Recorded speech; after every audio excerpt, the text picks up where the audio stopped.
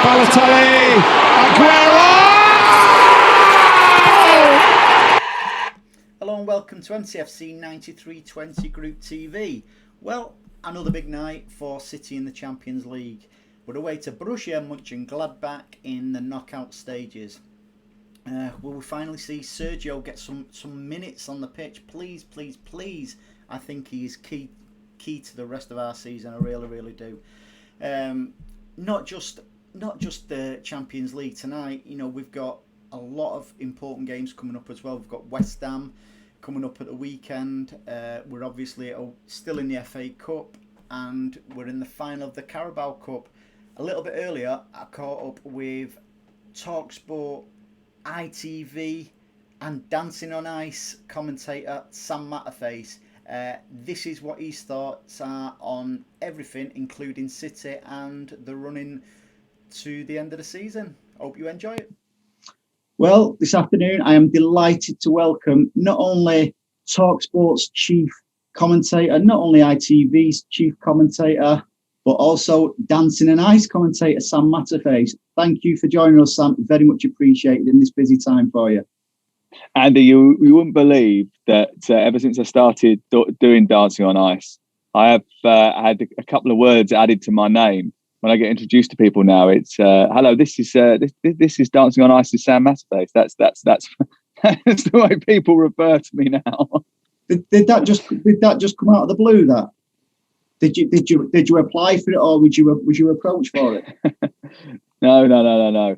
Basically, they had they brought it back after a number of years. I didn't know much about it. They had one episode and they hired a guy and it didn't quite work out for them. And they basically got to the Wednesday before the second episode of the rebirth, and they had no commentator. So they rang me. They rang my agent and said, "Would you go and have a chat?" I literally turned up and said, "Look, I don't think this is for me. Really, I'm not really. This is not. I don't know if I'll be able to do this." And they were like, "No, you are doing it." And I think I felt a little bit. Like sort of almost as if I was sort of pushed into it because it was ITV and because of what I was doing at the time with them. I just felt as if I'd sort of had to do it. Luckily at that time, TalkSport didn't have any rights on a Sunday, so we weren't really doing much on a Sunday anyway. So I was kind of free. So yeah, I just sort of I did fall into that. But I must admit, it's a bit of fun. And one of the great things it always seems like it, because I'm guilty. I do watch it with the wife and the kids. It always seems great fun, especially with Phil and Holly. So what did you? If you didn't have much time to prep, then did you? So what did you know about Dancing on Ice? As in like the moves and stuff like that. On that Thursday morning at Euston Station, when they asked me to do it, nothing is the answer. But I actually stayed up all night one night watching the previous show. I started working out how I would do it. I started working with a producer quite hard. I spent an extra day down there on the Friday prior to the transmission, and I got to an idea of it. And then over the last I suppose it's nearly 4 years now I've been doing it, I've sort of gained a greater appreciation. Do you dance on ice yourself? Do you get a go? I don't dance, but I did do some lessons just to sort of get a greater understanding, because I think it's good to understand what the guys go through. It's not the easiest thing to learn in the world, but it's good. I've been to Altrincham ice rink. I'm a regular down there. Yeah, not too far from me, that Altrincham ice rink. Yeah, there's 15 minutes away from my house. Yeah. So do you live down south, or are you more northern based now? No, I live in Manchester. Oh, right. So I've lived in Manchester probably for 5 years now. My wife's from Manchester. One of my kids is born in Manchester. We've lived in Manchester for a while. It's our home. We will stay there now, I would have thought, unless anybody says I've got to move for another. You never know in this job. You never know what's going to happen. Nicely, if one of your kids are born in Manchester, Does he follow his father's footsteps? Because I know you're a big Chelsea fan. Does he support Chelsea? Please don't say United. Sam, you can't say that. I would say that he's only three. He's three, yeah, four in April, and he hasn't got much appreciation of football yet. He's been to a couple of games. His first game that he went to was England against Colombia at the World Cup in Russia. Wow. Because the missus came out to see me when I was out there, and I'd bought tickets for that game at Spartak Stadium. It just happened to be that it ended up being England who were there. Yeah. So he I think it was 1 at the time, and he sat there and watched that. That's his real sort of memory of it. But no, he seems to like Tammy Abraham. So that's about it at the moment. That's all I can sort of say. Well, it's better than the answer I thought was coming anyway. I'm not going to say what happens when he goes to school and he's desperate to. It could be anything by the time he gets out. Once his friends get their hands on him.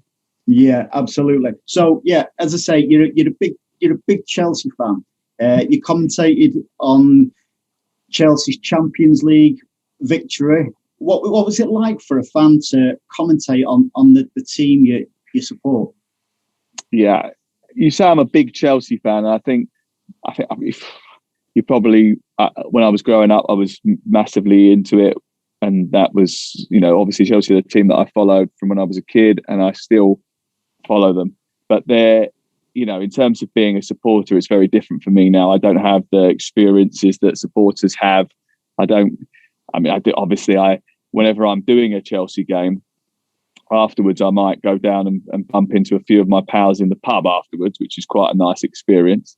But when you're on air, you're on air, and you're doing a job. And even doing that Champions League final, I was lucky enough to do it with Andy Gray, and you've got to make sure that you're completely unbiased, because people got to trust what you're saying. I believe in that. Even when I'm doing England games at the moment, although I want England to win, I really want England to win.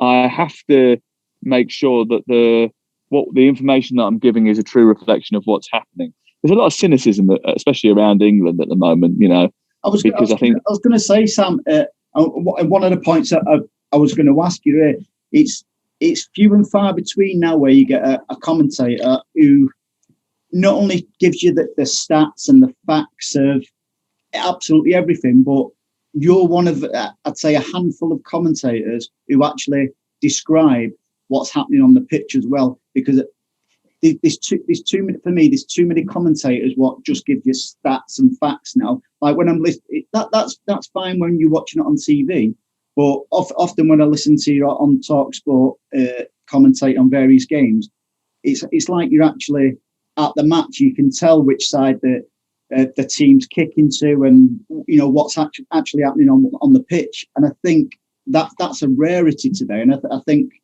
that's huge credit to yourself. Well, that's really kind of you. I mean, look, my belief is that you can't see, and it's something I say to summarisers a lot, especially new ones. We had Troy Deeney with us the other week for the first time. He was absolutely brilliant. What a great personality he's got, and he'll be big in the media when he finishes playing, because he's just got the ability to sort of convey his thoughts. Very clever boy, and knows how to hit the marks in terms of how to make people understand it. But he did a first half for us down at Fulham, and almost sort of was talking as if people could see what was going on. And then he realised actually you can't see. And I said to him, people can't see any of this. All they can hear is your voice. You've got to tell them what's happened. We've got to tell them what's happened. So remember that when you're talking. And then most people probably takes them a little while to adapt to that. But for Troy, he just clicked straight away. Second half, he was brilliant. He completely got it straight away. And I think it's really important to describe what you're seeing. It's much harder at the moment where, our foreign games, our European Champions League games and our Europa League games, and even some of our international football is off the tube, which is how we describe doing it off a big screen, which where I am now ahead of the Mönchengladbach game. That's harder. because obviously you can't see as much. I can only see what people can see on the television, so that does make it harder. I think under the current climate, I think people appreciate that, and the way you do convey it, as I say, it's first class. What's it? Because obviously you can do Premier League games and stuff like that, during the pandemic. What's it like? Even I know it's bad as a fan that we can't be there. What's it like commentating on a match where there's no fans, there's no atmosphere, etc.? It was at the start very weird. I went to Manchester City versus Arsenal. I think it was the second game back, because there was one that kicked off at 6:00. But the second game back, and I was not commentating. I was doing reports for TalkSport, but it was my first one back. And I remember catching the Raheem Sterling goal, and I commentated on that. And I noticed that as I was doing it, the Arsenal players were about 4 seats in front of me. And as I was talking, they were looking round. And then also the last few games of the season, I think we were at Leicester versus Manchester United. And I called a penalty. I said it's definitely a penalty. There was contact. And it was a big moment because it meant that Manchester United were going to go ahead, and they went ahead and went on to the Champions League as a result of that. Afterwards, I went down the stairs, and bearing in mind, I was sitting at the back of the main stand at Leicester. I went down to the dugout to do the interviews, and I spoke to Ole Gunnar Solskjaer, and he said to me, "Thank you, by the way, for letting me know that there was contact." And I went, "What?" And he said, "Yeah, I could hear you. Yeah, you were saying about the penalty. There was definitely contact, and I could hear you." I went, "Well, you heard me all the way from back there." And he went, "Oh yeah." So actually, whereas because I've got my headphones on and we pump the sort of effects in, so it's slightly different in terms for us. It's slightly different. We've sort of almost got like a soundtrack. I can imagine that if you're sitting near me, I could be quite annoying on match day. No, but it just shows you don't realise, like, not normally with fans and stuff like that, that'd just be, you wouldn't even be able to hear anything like that. So no. Wow. So there's a lot of new pundits and commentators, like you say, Troy Deener, you say he's going to be a natural, when he finishes his career. Yeah. And do you think there's any issue with, like, on Sky in particular? You got Micah Richards, City fan, Julian Lescott, City fans, Souness, etc. Liverpool, they don't mind showing their affection, like Souness, and always have things like Liverpool are my club and blah blah blah. Do you think, like you said before, like you've got to be totally unbiased and stuff like that, or do you think it's refreshing that people nail the colours to the teams and stuff? Like you've got, like yourself, like you've got Gary Neville, who's totally impartial. I don't know where to sit with that. I think there's a difference. The guys you were talking about there are in the studio. That's like, I'm just losing your sound slightly there, Sam. Sorry. I said the guys in the studio. Have you got me back? It's a little bit low. Why is that?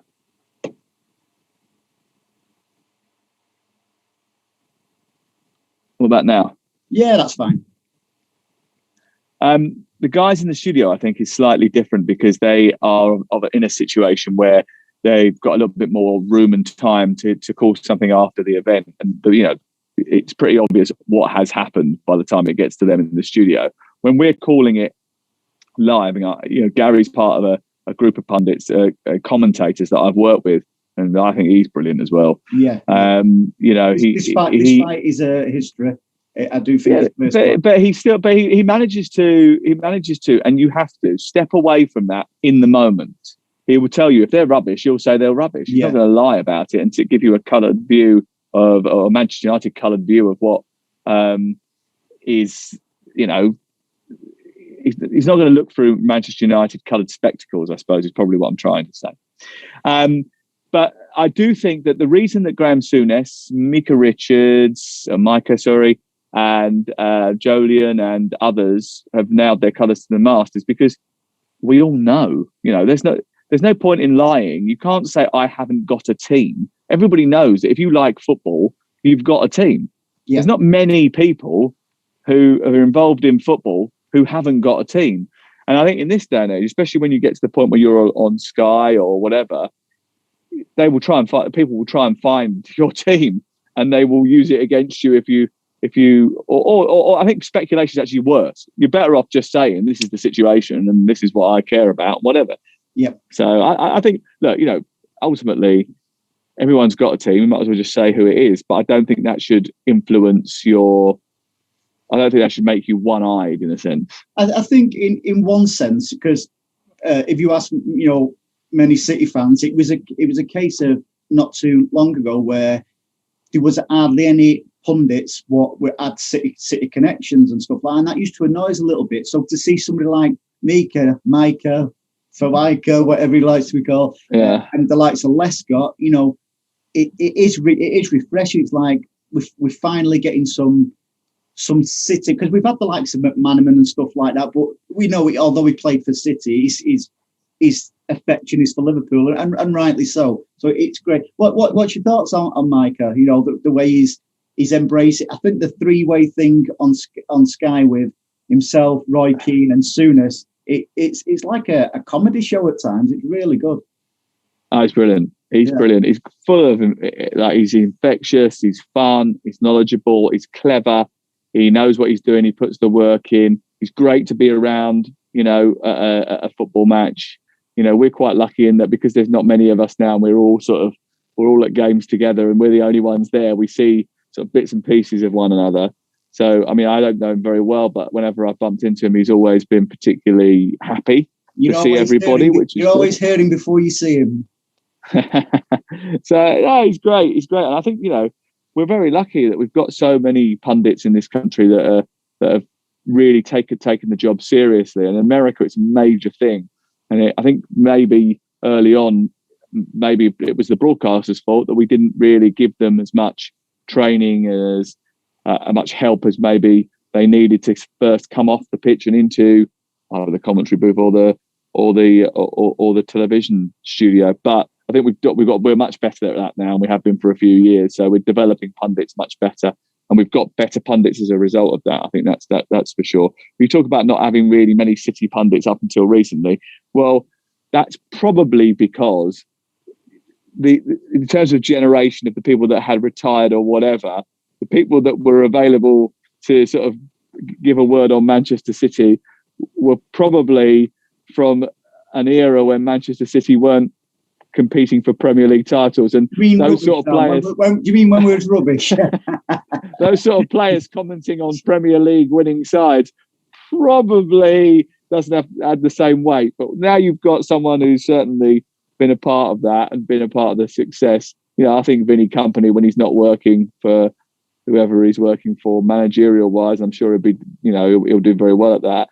I'm sure he'll be a very good pundit as well. Because you do now. You get when players are interviewed and stuff like that. It used to be a case of I'm hoping to go in coaching and stuff like that. But now it's changed. It's like, I'm hoping to do some media work. So it just shows you that the swing, what it has taken, and it must be fun to do.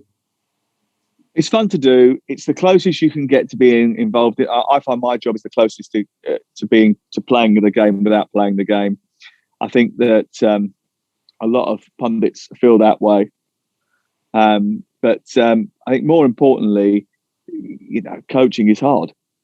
Yeah. Coaching is hard. It's stressful. You look at any of the young managers, Frank, you look at Ollie, you look at what they look like when they've walked into the job and then what they look like a year and a half off. It looks like I've been a manager for many years then. So what's your thoughts on the Premier League so far this season, Sam? It's slightly different, isn't it? Because of what's happened with obviously the pandemic has shut down the grounds, and that's had an impact. The number of games has had an impact a lot. I mean, I spoke to Pep on Wednesday night after the Everton game, and I said to him, how difficult is it to keep going? Because he was exhausted. I could tell he was exhausted. He went, I'm exhausted. He goes, but we've just got to keep going. Just got to keep going. Just got to keep going. And that's what Manchester City have done really well. I think, you go back to the 21st of November when they lost at Tottenham. I mean, and everyone was like, really? Yeah. What's happening here? But they're brilliant. They've got a brilliant squad. They've managed that squad brilliantly. Everyone's fit and available now, apart from Nathan Ake. So, you're in a great position going towards the end of the season. I must admit, there is a little bit of smugness about me because I said at the beginning of the season that I thought City would win the title, mainly based on the fact that no one really retains the Premier League. Not really. I know that Manchester United did it a couple of times, whatever, but especially new teams. You did, but not the first time you won it. No. So I think that, Liverpool won it for the first time. They haven't won back-to-back titles since 82, 83, 83, 84, I think, something like that. So you're asking a lot. It would be a statistical quirk if someone then went and won 2 back-to-back after winning it for the first time. And I just thought, they signed defenders, and the best defence always wins the league. It always wins the league. And Manchester City have got the best defence. Do you think, though, with Liverpool in particular, Sam, that it's a bit of a smokescreen? It's about just Van Dijk missing and they've had injuries because, every team, in particular in this pandemic, teams are going to lose key players in key games, not just through injury now, but through COVID, etc., and stuff like that. Yeah. I think too much is being put on Liverpool. Not doing so well because, to put it nicely, not doing so well because, the key injuries to certain players, and I think that just takes the shine off how everybody else is doing. Well, look, I think rival fans will always think that the detractors will always take attention off what they're achieving. But my view on it is that Liverpool's problem is not just about one thing; it's about a number of things. I think they have had a very bad situation with injuries. I mean, you could not ever countenance the idea of having all 3 centre-backs being injured, plus Fabinho, plus Jordan Henderson. Very, very difficult to sort of recover from that. But I'll say this. Manchester City last season made a really big mistake. They didn't sign enough defenders. They went into the season with only 3 centre-halves. They got one Laporte injured, and they had a massive problem. Yeah. And that's why they didn't win the league last year. Now, I would have thought that having everybody see that happen last year, then knowing how many fixtures we had to play this year, Liverpool had the biggest rest mentally of everybody else because they clocked off at the end of June after they won the title. So they had the biggest ability to have a mental rest than anybody else. And yet they didn't get enough bodies. For me, they didn't get enough bodies through the door. Now, they will argue financially that they couldn't do that. And I'm sure they've got their reasons for it. But from the outside looking in, like Manchester City the year before, it's a mistake not to have signed a centre half. I mean, I have said this publicly a few times. It's not really like a top club to operate by going out on transfer deadline day in January and signing the guy from the worst defence in Germany and the guy from the middle part of the championship. Panic buying, the clubs have done it before, but I didn't expect that from Liverpool, really. No. So that's probably because they've got a grander plan, but that's a different thing. And you're totally right. It seems like Pep's, learned from the mistakes, and he's brought Ruben Diaz in. Everybody thought, Laporte can't even get a regular game now, and which is great, really, because it means that Stones is playing so well. I mean, he's fantastic. But my favourite player is Cancelo. I love him. He's fantastic. He played left back, right back, although he doesn't play either, really. He just played in central midfield. He is absolutely top. The only thing I was a little bit annoyed about at the weekend is after basically cutting the Arsenal defence to shreds, he decided to... Yeah, instead of his left foot, he just tries to... Should have put it with his left foot, yeah. Totally agree. It's would have got me loads of points for my fantasy team. He's become a firm favourite. There's so many, like, for City in particular this season, like your Gundogan, your Diaz, John Stones. Everybody is playing, a key role, and I think that's why we've been so successful of late. Because if the opposition, if we don't know how we're going to line up, how does an opposition manager, which plays, like you say, Cancelo, right back, left back, he's not. He's actually an attacking midfielder. No, he's not. It must be frustrating for an opposition manager. Thankfully. Yeah, definitely. Yeah. Without a doubt. So who's your tip for player of the season? Not just, I mean, throughout the Premier League. Foden. Foden? Do you think he'd pick a young player, or do you think he'd get the? I think he might win both. Really? No, I'm not Bale, disagreeing with you. I think he's had a tremendous season. Gareth Bale, Ronaldo, and Andy Gray are the only players to win both. I think if anyone was going to win both, it should be him.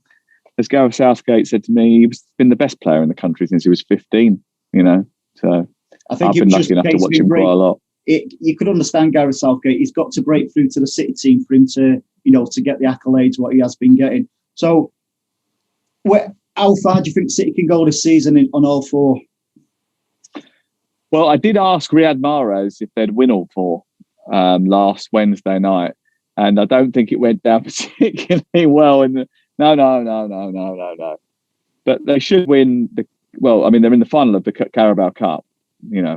Tottenham will be a difficult game because it always is for City, and they seem to have, I know the other week they did well against them, but they seem to have something against them. Even when City dominate matches against them, they still seem to lose. So look, they can win that one. They should win that one, really. FA Cup draw is not too shabby, is it? I mean, you should be all right there.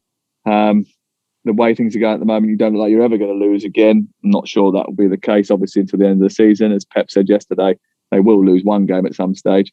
They'll win the league, hopefully, because I've backed them. I think they'll probably win the league now. I think they'll win another trophy. If you said to me, will they win the Champions League? That's the one, and at the end of the day, that's the one that I think he wants to win. Every year's City's year, but it never ends up being City's year, which is, something I think he wants to rectify. It might not be this season, it might be next, but I think he'll get there in the end. I don't think he's going to give up until he's got it. So, no, I think that's a fair analysis. That. Well, thanks for your time, Sam. It is, as I say, it's very, very appreciated because I know you're a busy man, and I hope you're cheering for the Blue Boys tonight against Gladbach. Good luck, Andy. Thank you very much, mate. Cheers, buddy. Bye-bye. Bye-bye. So there you go. That's the views of former Sky sports presenter, current chief commentator for TalkSport ITV Sport, as well as Dancing on Ice commentator, Sam Matterface.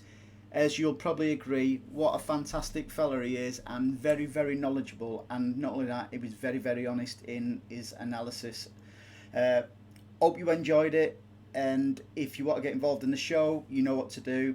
So until next time, stay safe. Bye.